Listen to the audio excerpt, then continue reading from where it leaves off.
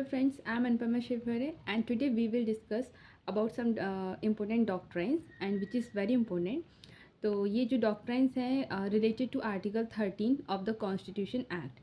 Article constitution में judicial review which is govern article 13.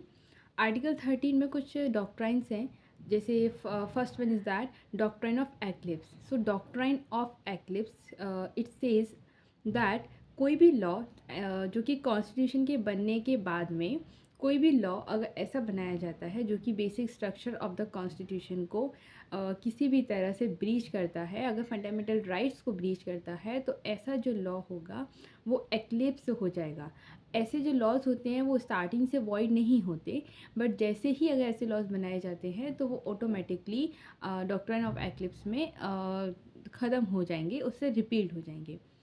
और इसके साथ ही साथ कि अगर जब कॉन्स्टिट्यूशन एक्ट बनाया गया उससे पहले अगर कोई भी लॉ जो कि गवर्न हो रहा था और जो कि कॉन्स्टिट्यूशन के बनने के बाद में जो उससे इनकंसिस्टेंट है, किसी भी एक्सटेंट तक इनकंसिस्टेंसी रखता है, तो उस इनकंसिस्टेंसी तक ऑटोमेटिकली वो रिपीट हो जाएगा, जिसे कहते हैं एक्लिप्स हो जाना, आच्छादित हो जाना. ऑटोमेटिकली कॉन्स्टिट्यूशन के बनने के बाद उससे पहले की जितने भी लॉज होंगे जो कि इनकंसिस्टेंसी रखते हैं ऑटोमेटिकली एक्लिप्स हो जाएंगे. इट मीन्स कि ख़त्म हो जाएंगे, रिपील्ड हो जाएंगे. It is doctrine of eclipse. And second one is that doctrine of severability.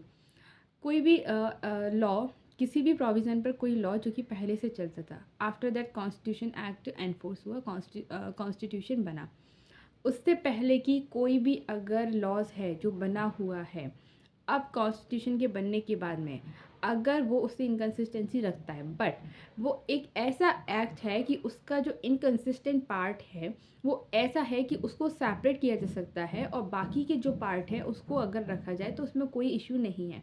Means वो एक्ट ऐसा है कि हम अगर इनकन्सिस्टेंट पार्ट को हम अलग कर दें तो वो बाकी के जो पार्ट है, लेस पार्ट पर कोई भी इफ़ेक्ट नहीं रखता है. मीन्स उस पार्ट को हम सेफली रख सकते हैं और इनकन्सिस्टेंट पार्ट को हम अलग कर सकते हैं.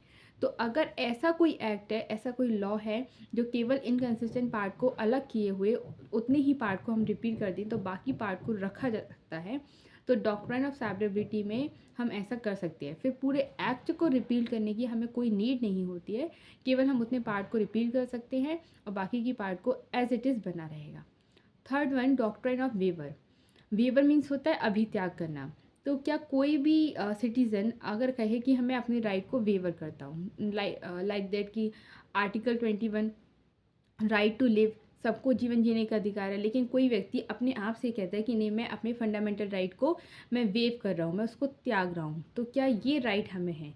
सो we don't have this right, क्योंकि ये जो राइट है वो पर्सनली किसी को नहीं दिए गए हैं, ये पब्लिक पॉलिसी बेस पर हैं, पब्लिक चैरिटी में दिए गए हैं. तो कोई भी पर्सन अपने राइट को वेव नहीं कर सकता. We don't have right of a wave.